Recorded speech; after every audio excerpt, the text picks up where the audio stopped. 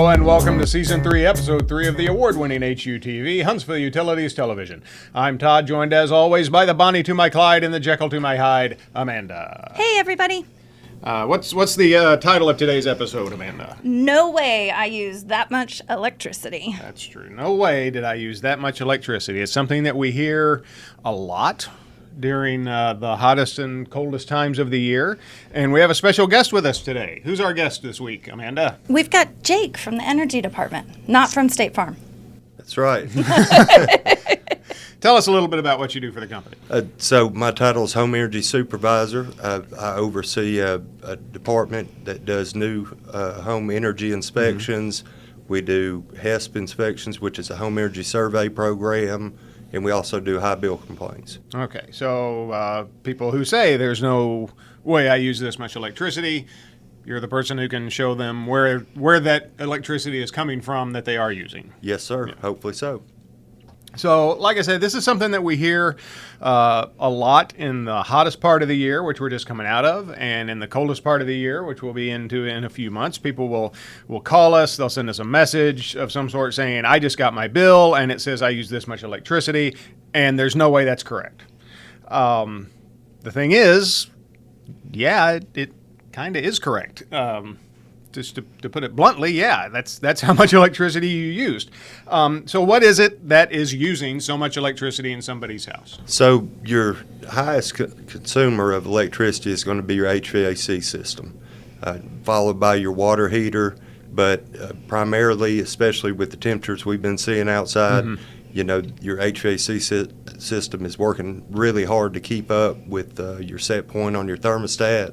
So that's going to be the main contributor to those high utility bills. Yeah, and the thing we hear from people sometimes is they'll say, well, I set my thermostat, and we've talked about that in this show in this season, and we're only 3 episodes in. Right. I set my thermostat at 72, 74, whatever, and I never touch it. And they seem to think that's going to equate to, then my electricity consumption should be the same. And they don't seem to understand that's kind of counterintuitive. Yeah. Sure. And, you know, the outdoor air temperature, the outdoor temperature is going to really play a lot into that. You know, your HVAC unit is usually sized to a 20-degree delta T, or difference between the outdoor temperature and your set point indoor.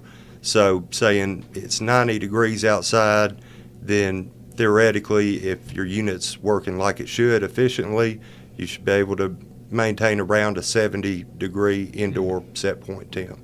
But you get up to, you know, the 98, 99 degree days, then, and you're setting your thermostat at 70 degrees, it's not going to maintain that 70-degree mark in most cases. So, you know, your run time's going to be pretty much constant at that point. In those extreme cases where you've been called out to, you know, investigate why somebody's bill was so high, what are some of the things that you've found?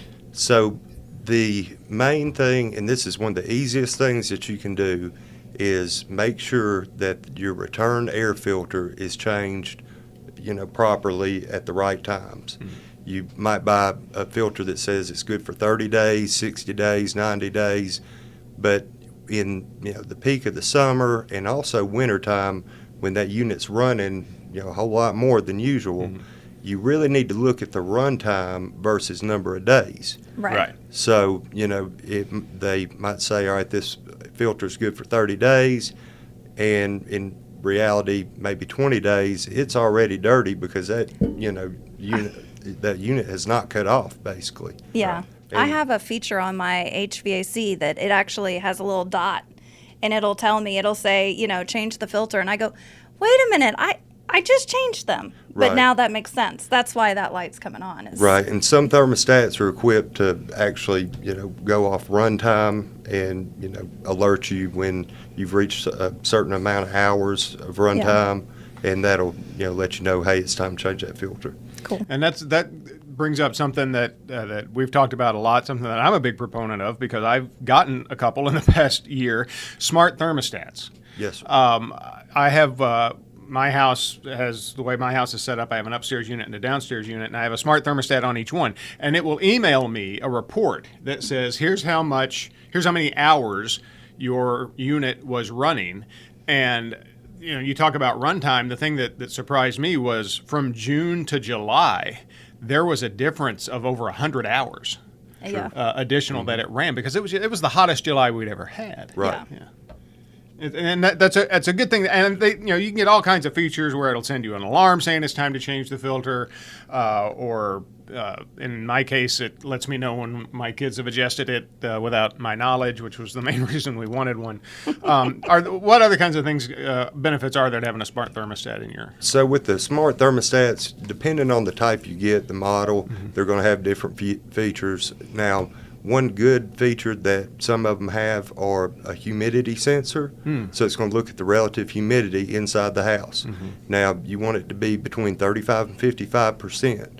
If it goes over in the summertime, over 55% for a long amount of time, then it's going to send you an alert saying, hey, you've got high humidity in the house. You might want to get that unit checked out, because you could have a refrigerant problem to where the unit's not cooling as well as it should, and it's not going to dehumidify correctly, or maybe your condensate drain, where all that water, all that moisture that's being pulled out of the air is being drained outside of the house. Maybe it's stopped up. Yeah. So that would be a factor in a high humidity case. Some of the new smart thermostats have indoor air quality sensors, which they don't necessarily go along with consumption, but they're nice to have. You can program these thermostats to away mode, and say if you know that you're going to be away for however many hours, and it has what's called a smart recovery system on it.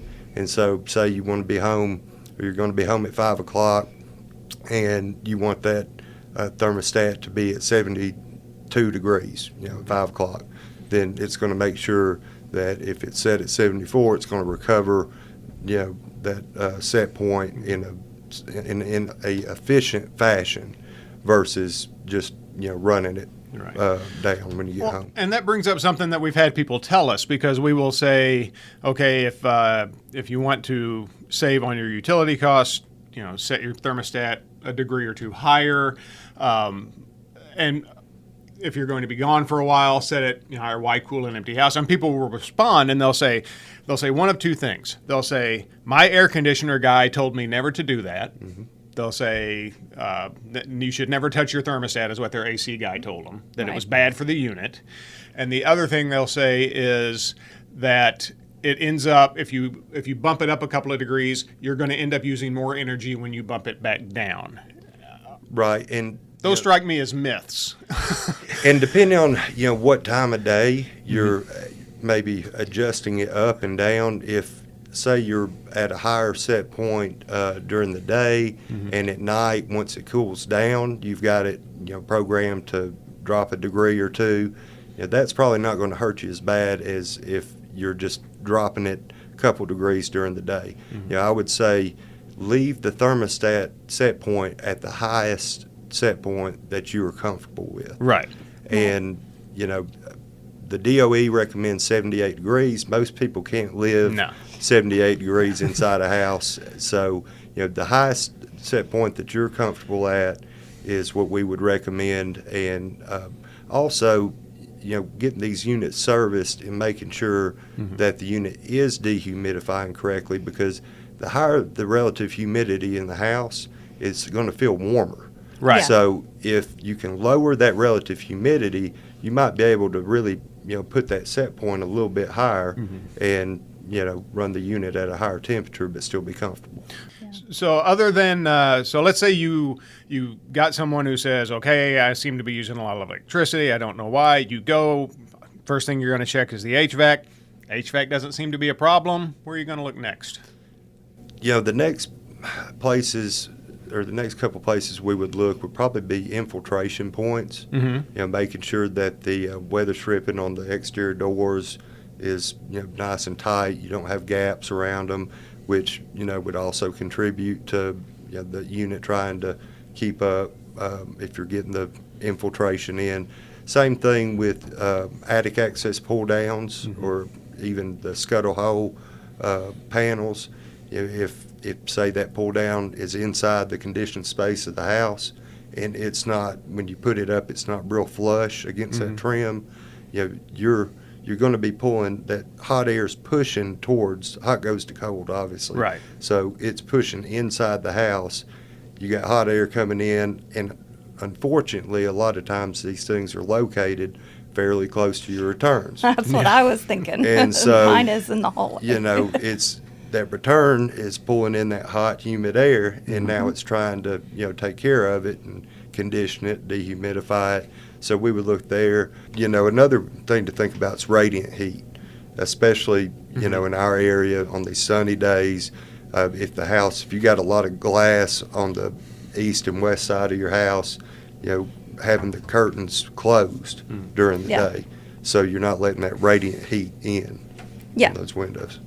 And the thing is, you don't have to wait until your bill comes in and then be surprised about how much electricity you have used. You can go, if you have online access to your account, which is free and easy to set up, you can go to the website hsvutil.org, go into the My Account section, and there's the tracker that'll show you right down to 15-minute intervals how much electricity you are using. And if if something doesn't seem right, you can call the call center. They can review it with you.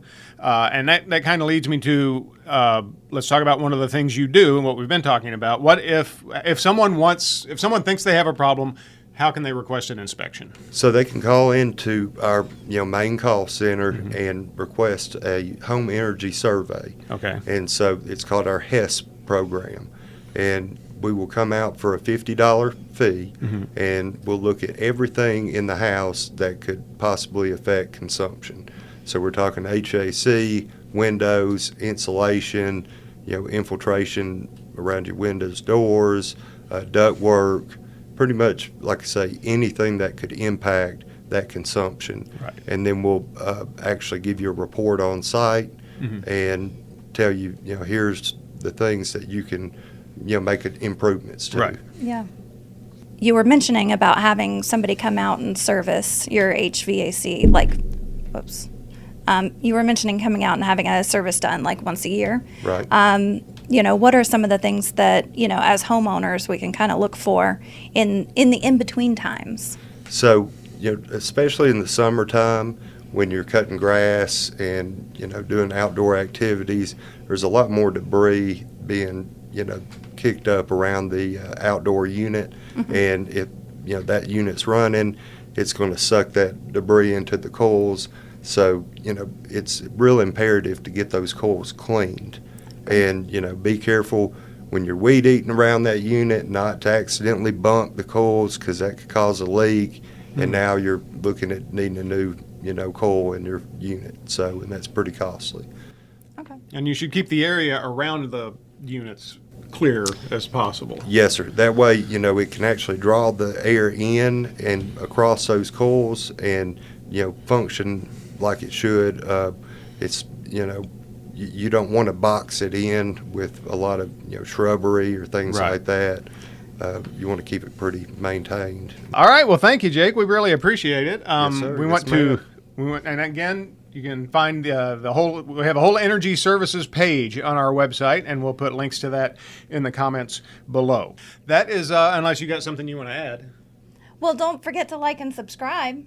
Like and subscribe and Yep. mash the bell, as Nico always says. Yep. Um, We're over 600. We crossed 600 YouTube subscribers on our channel this week. So thanks, that's pretty everybody. cool. Thanks to numbers 599 and 600, whoever you were. Yep. So we appreciate that. So thank you again to Jake. And if you have any questions, be sure and post them in the comments below, and maybe we'll answer them next week. Until then, thanks for watching. I am Todd for Amanda and all of us at the award-winning HUTV, reminding you that you can't spell utilities without you.